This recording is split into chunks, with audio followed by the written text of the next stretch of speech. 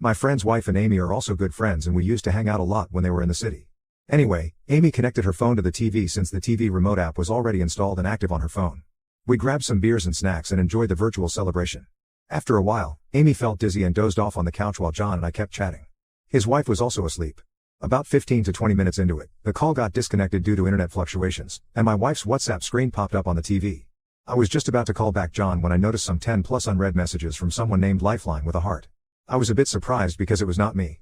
Curiosity got the better of me and I clicked on the profile picture and found that it was her childhood friend, Matt. I've met him like a zillion times after my marriage because my wife was close to him. They were neighbors and school friends. She once told me that everyone around them in the neighborhood as well as in the school thought that they were either dating or would eventually date each other.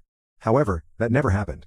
According to my wife, she didn't see him as a romantic partner. Besides, Matt was not interested in women. As of the current status, Matt was single. I wasn't that troubled seeing my wife's lifeline because she told me that he wasn't interested in women. However, just then another message popped up from that chat head. "Baby, I miss you." It triggered me to dig into the matter. I hesitantly opened Matt's chat conversation. I found that my wife was chatting with him all this while, through her phone when we were connected on the VC. Sadly for him, she unexpectedly dozed off without giving him a good night kiss and that's why he was blowing up her WhatsApp. After he got the blue tick on his messages came to like, "Why ain't you replying?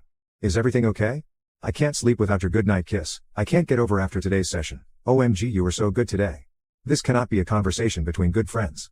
By then I was certain that their relationship was beyond friendship. I scrolled up the chat to find that they sexted almost every night. OMG, what murky conversations they had. While my wife slept peacefully on the couch, I went through all the filth she had with her lover friend. The chats had occasional flashes of X-rated photos and nudes in between, which gave shivers down my spine. I was numb yet I wanted to know everything which happened between them. I didn't know how to take screenshots of these conversations on the TV so I used my phone to click the pictures of the TV screen. After taking 4 to 5 pictures, I was done. I didn't care about gathering the evidence. I wanted to how and why. I wanted to yell, howl and leash out my frustration, yet I didn't know how to confront her. It was 2 a.m. and I was already down with countless beers combined with a few shots of scotch. I barely had any energy to move or even think. I just kept scrolling through the chat, seeing my failed marriage in front of me on the big screen. Everything looked baseless at that point. She shared every minute detail with her lover, even the details of our intimate moments. In fact, after every private moment between us, she used to repeat the same with him, in order to compensate for his feelings. I felt disgusted. I wanted to know when all of this started, hence I kept scrolling but it looked like a never-ending sea, which got deeper, even after reaching the deepest corner. By then, Matt's messages had stopped coming and there was a dead silence in the house. I felt haunted. I grabbed a cushion lying beside me just to ensure that I wasn't dreaming or hallucinating. I was still scrolling mindlessly when Amy suddenly woke up from her slumber. Her sleepy head suddenly got hyperactivated on seeing her dual life displayed on the TV screen. She immediately snatched the remote from my hand and switched off the TV. She then pounced on her phone and disconnected it from the TV. I just kept staring at her, dumbfounded. I saw her opening her WhatsApp chat, glancing through her lover's chat, and then closing the app with a huge sigh. That long breath was a sign of surrender. She understood that I knew everything. She held my face with her hands and came closer to me, saying, "Baby, I can explain, please listen to me." I stared back at her and replied, "Sure, please explain." She was astonished at my response. She was expecting that I would hyper-react and won't listen to her. I would have done the same if it was 2:30 p.m. instead of 2:30 a.m. I was almost passing out, partly because of the alcohol and mostly because of the unraveling truth. I repeated, "Damn it, explain." She was at a loss for words. She murmured, "Actually. Well," I said, "you know what, don't try. You know you're screwed." Saying this, I limped my way to the bedroom. She followed me. I turned towards her and asked her to stay out while slamming the door in her face. I heard her knock a few times but I passed out soon after. The next morning I woke up heavy-headed and almost forgetful of what happened last night.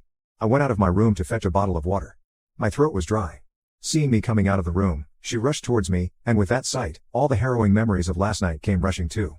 She tried to hug me but I asked her to back off. She retreated with teary eyes and a puppy face. She told me that I misunderstood. I ignored her and went towards the refrigerator to fetch a water bottle. She kept nagging at me that I was just overreacting and he was just a friend. They never had any physical relationship, it was only on chats. It was just a healthy flirt. I wasn't ready for a confrontation yet but her lame excuses agitated me and I screamed louder. Really? Who the earth sends nudes to male friends? And what does that sexting mean? Wasn't he supposed to be uninterested in women, then how the hell did he find interest in your private parts? It was a Saturday morning and gladly my children weren't at home. They were with my parents for that week to enjoy their summer vacation. I stared at her asking her for an explanation. My mental state was running pathetic. I wanted to get to the core of the situation, despite knowing that it would crumble me to pieces. I wanted her to confess every detail of her crime yet I felt like throwing up whenever she opened her mouth. I grinded my teeth asking her to speak but then shut her up when she spoke. IDK what I was doing. I know I acted unreasonably but how else would someone react after knowing that he was being cheated for the last 15 years and his entire married life has been a sham?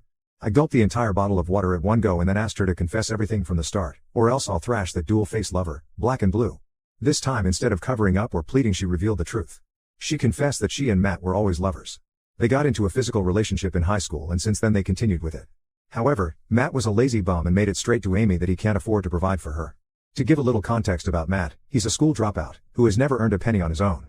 His parents had acquired a few decent properties in the suburbs whose rental yield is keeping his expenses afloat. However, that is not sufficient to pay for two people. I met his parents a couple of times during my visit to Amy's house.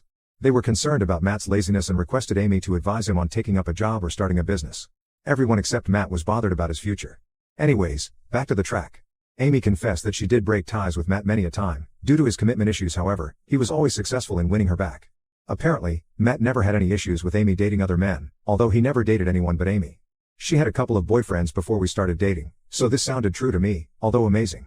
What kind of lover does that? I know. Maybe a lazy one. I asked her that if they're that close, why didn't she marry him? She said that Matt would have never been able to provide a good lifestyle to her. Besides, Amy too never had a stable job, nor was even aspirational about her career that she could be the breadwinner of the house. So, she chose to be a freeloader and lead a dual life. I asked her one last question: if the girls were mine or of Matt.